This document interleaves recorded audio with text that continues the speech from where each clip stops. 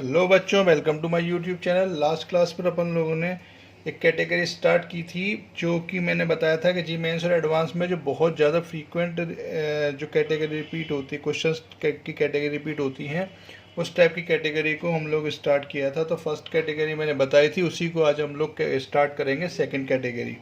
Second category में क्या होता है कि इस टाइप की फंक्शनल इक्वेशन बोलते हैं इसको।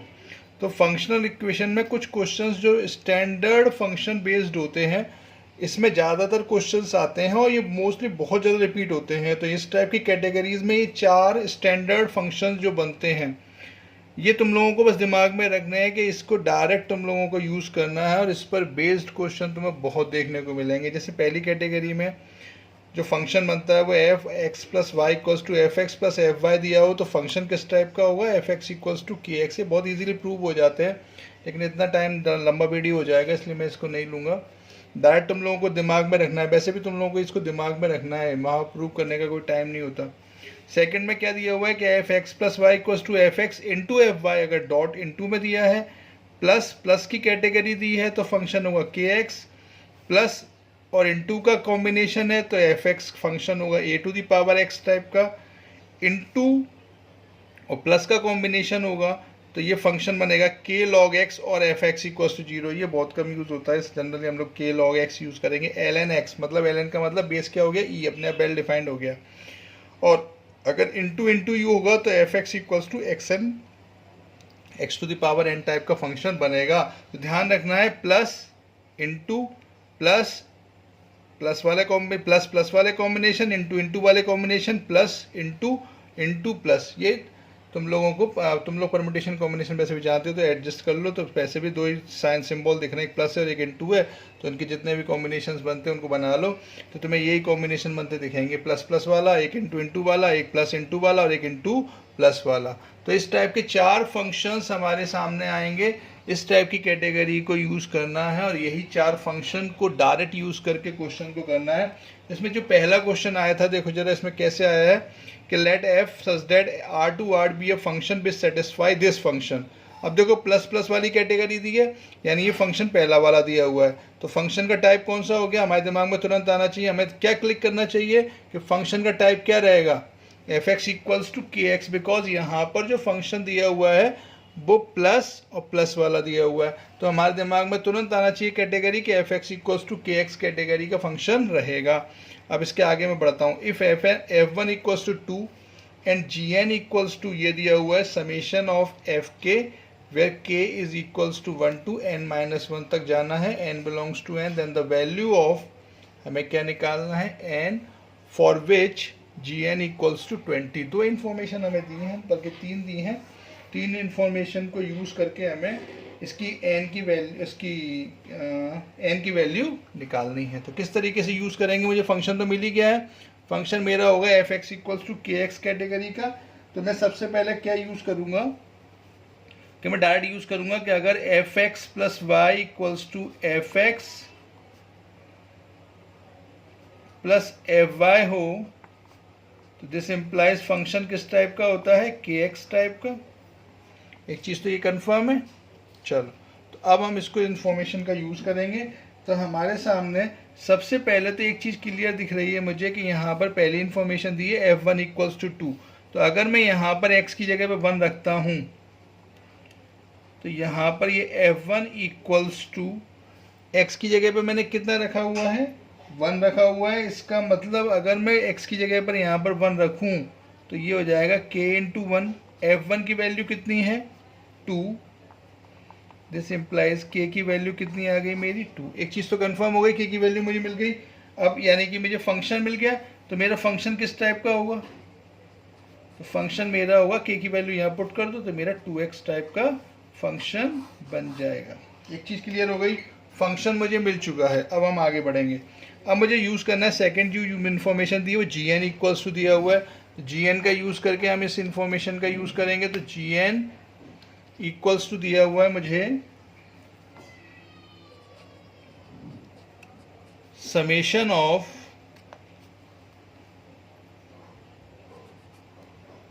k equals to 1 to n-1 f k. अब यहाँ पर मैं समीशन का मतलब, और तुम लोगों को बड़ा वाला पाई एक बार मैंने लेक्चर नहीं देखा हो तो देख लेना, मैंने समझाया था कि बड़े वाला पाई का मतलब प्रोडक्ट ऑफ सिमिलर टर्म्स होता है और समीशन का मतलब सम ऑफ सिमिलर टर्म्स होता है। तो यहाँ पर अगर मैं यहाँ पर के की वैल्यू 1 पुट करूँ, समीशन का मतलब प्लस करता जाऊँ, तो ये मेरी टर्म्स बनेगी अप टू कहाँ तक मुझे जाना है, एफ ऑफ n-1, भाई लास्ट टर्म n-1 है, यूज़ कर लिया। अब मुझे फंक्शन मेरे सामने रखा हुआ है तो मैं इसमें यहाँ पर 1 पुट करता जाऊँगा, 1 2 3 पुट करूँगा, ये फंक्शन मुझे मिलता जाएगा। तो सबसे पहले मैंने 1 पुट किया तो मेरा फंक्शन जो बनेगा gn जो मेरा बनेगा वो क्या बनेगा, 2 × 1। अब मैं अगर 2 रखूँ यहाँ पर x की जगह पर तो ये बन जाएगा 2 × 2। अब 3 रख दो तो 2 × 3 अप टू लास्ट में कितना रखेंगे, 2 × n-1। समझ पा रहे होगे, यहाँ पर मैं डायरेक्ट रखता जा रहा हूँ। सबसे पहले मैंने एफ के है, के की वैल्यू 1 से लेके कहाँ तक जाना है मुझे, n-1 तक। तो मैंने पहले f1 निकाला यानी 1 रखा तो 2 × 1। अब मैंने 2 रखा तो 2 × 2। अब मैं 3 रखूँगा तो 2 × 3। लास्ट में कितना रखूँगा, n-1, तो ये हो जाएगा 2 × n-1। इतना क्लियर समझ में आ गया होगा। यहाँ पर एक चीज़ तुम्हें और क्लियर दिख रही है, 2 कॉमन आ रहा है तो ये हो जाएगा 1 + 2 अप टू n-1। ये AP बन गई। सम ऑफ n टर्म्स का फॉर्मूला तुम लोगों ने पढ़ा हुआ है, और अगर नहीं पढ़ा हुआ है तो डायरेक्ट तुम लोग निकाल सकते हो। ये डायरेक्ट सम निकालना है तो n/2 a+l से। तो अगर मैं इसको यहाँ पर डायरेक्ट रफली निकाल के देखूँ तो ये मेरा सम कितना हो जाएगा, यहाँ पर मैं अलग से बता देता हूँ। तो n/2 a+l वाला फॉर्मूला यूज़ कर रहा हूँ मैं। अब यहाँ पर तुम लोगों को क्लियर दिख रहा है n टर्म्स कितने हैं यहाँ पर, n-1 टर्म्स है। वैसे तो डायरेक्ट फॉर्मूला है इसका, लेकिन अगर मैं यूज़ ना करूँ तो ये, अगर तुम लोगों को याद नहीं है मान ले, तो ये हो जाएगा n-1 टर्म्स है। फर्स्ट टर्म कितनी है 1, फर्स्ट टर्म कितनी है 1, लास्ट टर्म कितनी है n-1।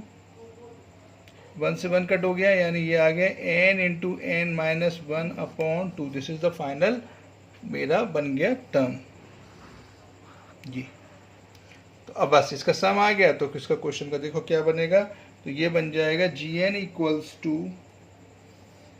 = ये मेरा सम टोटल आ गया, 2 तो मेरा ये है, और ये हो गया मेरा n × n-1/2। 2 से 2 कट हो गया यानी फाइनली मेरा gn जो आया वो आया n × n-1। अब यहाँ पर तुम लोग अगर एक चीज़ देख पा रहे हो कि gn की वैल्यू कितनी दी है मुझे, gn की वैल्यू मुझे दी है 20। तो अगर मैं gn की वैल्यू पुट कर दूँ 20 = n × n-1। अब n की वैल्यू निकालनी तो अब तुम पे दो ऑप्शन हैं। एक तो तरीका ये कि ऑप्शन से वेरीफाई कर लो, तो क्लियर दिख रहा है कि n की जगह पर अगर मैं 5 रखूँगा तो ये 5 - 1 5 × 4 20 हो जाएगा, क्योंकि यहाँ पर जो दो फैक्टर बनेंगे उनका प्रोडक्ट कितना आना चाहिए 20। तो मेरे पास क्लियर दिख रहा है कि 4 5 से 20 होता है, 5 4 जा मतलब 5 4 से 20 होता है। तो अगर मैं 20 के फैक्टर्स करूँगा तो एक 5 बनेगा, दूसरा 5 - 1 बनेगा। तो ऑब्वियस सी बात है, कंपेयर करूँ तो n की वैल्यू कितनी आ गई मेरी, 5 आ गई। तो ये मुझे लगता है समझ में आया होगा। ये क्वेश्चन बहुत बढ़िया क्वेश्चन है। इस कैटेगरी के क्वेश्चन तुम लोगों को देखने को बहुत मिलेंगे, तो इस कैटेगरी पर ढंग से ध्यान देना है। बस ये 4 स्टैंडर्ड फंक्शन तुम लोगों को बस याद करने हैं, इस 4 स्टैंडर्ड फंक्शन को दिमाग में रखना। चलो अब देखें नेक्स्ट क्वेश्चन। आई थिंक ये क्वेश्चन देख लो एक बार, और इसका सॉल्यूशन तुम लोगों को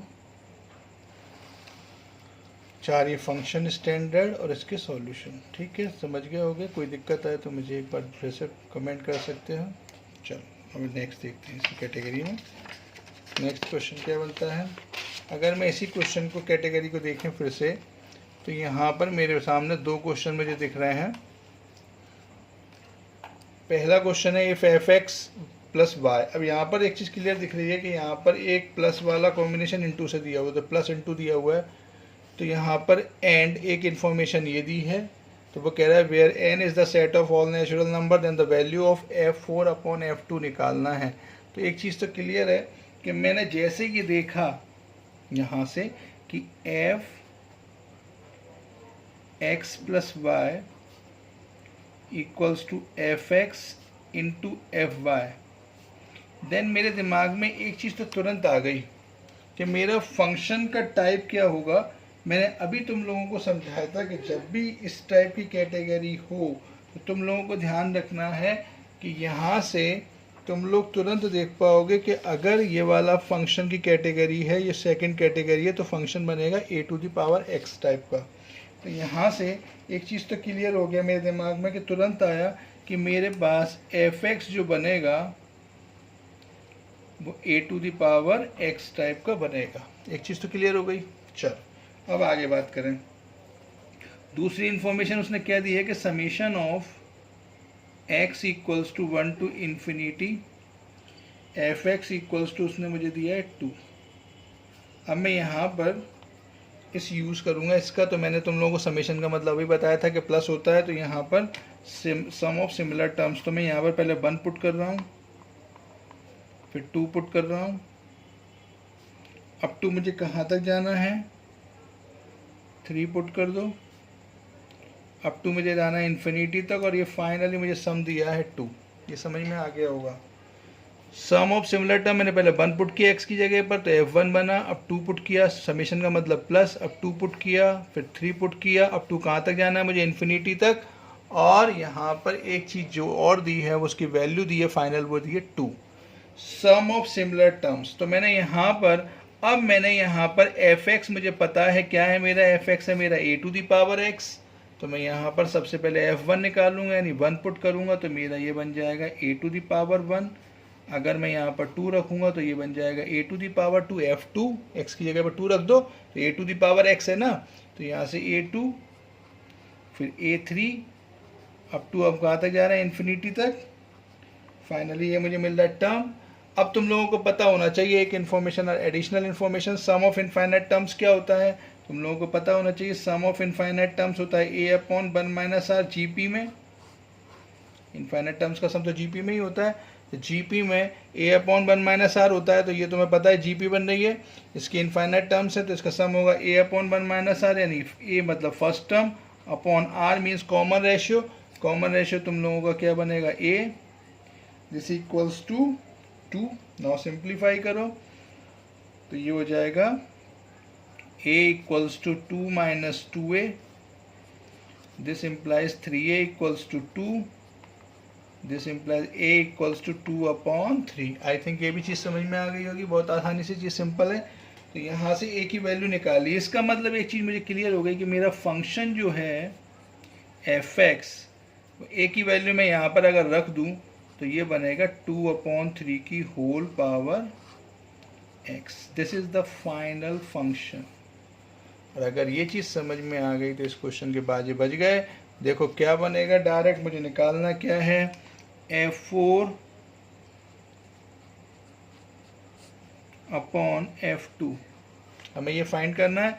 तो सबसे पहले x की जगह पर 4 पुट कर दो, तो 2 अपॉन 3 की पावर 4 होल अपॉन, अब यहाँ पर x की जगह पर 2 पुट कर दो, 2 अपॉन 3 की पावर 2। एक चीज़ तो तुम लोग क्लियर कट हुई होगी कि पावर ऊपर 4 है नीचे 2 है, सेम जो हमारे पास बेस जो 2 अपॉन 3 दिया हुआ है वो सेम है, तो ये पावर कट हो जाएगी, तो ये आ जाएगा 2 अपॉन 3 की पावर 2। मतलब मेरा फाइनल आंसर आ जाएगा 4 upon 9। This is the final answer.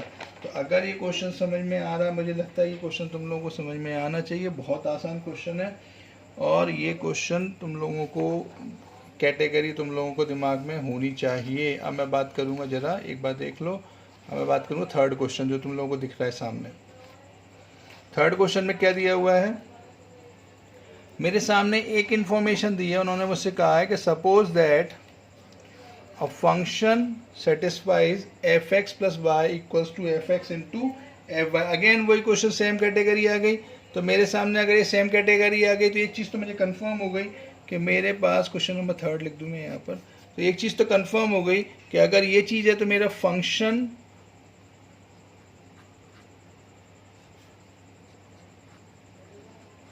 मेरा जो फंक्शन बनेगा वो क्लियर कौन बनेगा, a to the power x. ये मैं अभी बता चुका हूँ। तो क्लियर है। चल, तो एक चीज़ क्लियर हो गई। अब मुझे अगली चीज़ क्या दी है उसने, इन्फॉर्मेशन F1 इक्वल्स टू 3 दिया हुआ है। देखो यहाँ पर F1 इक्वल्स टू 3 दिया हुआ है। तो यहाँ से एक इन्फॉर्मेशन मुझे और मिल गई कि F1 इक्वल्स टू मुझे 3 दिया हुआ है। ये एडिशनल मैंने लिख दिया था एस इन्फिनिटी, ये अलग चीज़ ध्यान रखना यार, क्वेश्चन नंबर 2 में है, इसको हटा दो, इसका यूज़ हो गया। तो क्वेश्चन नंबर 3 में हम लोगों को एक इन्फॉर्मेशन उसने और क्या दी है, कि क्वेश्चन नंबर 2 था, यहाँ पर मैं क्वेश्चन नंबर 2 का सॉल्यूशन लिख देता हूँ। सॉल्यूशन क्वेश्चन नंबर 2 का था ये, और ये क्वेश्चन नंबर 3 का है। चल, अब वो मुझसे क्या कह रहा है कि F1 इक्वल्स टू, उसने मुझे 3 दिया हुआ है। तो सबसे पहले मैं F1 इक्वल्स टू 3 का यूज़ करना चाह रहा हूँ। तो F1 इक्वल्स टू x की जगह पर मैं कितना रख रहा हूँ 1, तो ये हो जाएगा a टू दी पावर 1, और F1 की वैल्यू उसने मुझे कितनी दी है 3।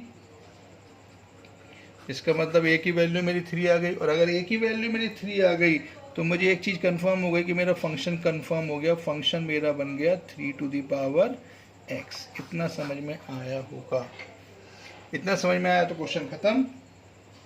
फिर से क्वेश्चन के बाद ये बच गए। अब यहाँ से मुझे एक इन्फॉर्मेशन उसने और दी है, ये वाली summation of i equals to 1 to n f i equals to 363। तो अब मैं इसका यूज़ करूँगा तो क्या होगा, summation i equals to 1 to n f i equals to 363। अब मैं यहाँ पर अगर सबसे पहले समेशन का यूज़ करूँ तो मैं पहले क्या रखूँगा, यहाँ पर 1, फिर 2, अप टू मैं n तक जाऊँगा, और लास्ट में मेरा फाइनल कितना दिया है 363। ये तो चीज़ क्लियर हो गई होगी, मैंने पहले ही बता दिया समेशन का मतलब क्या होता है।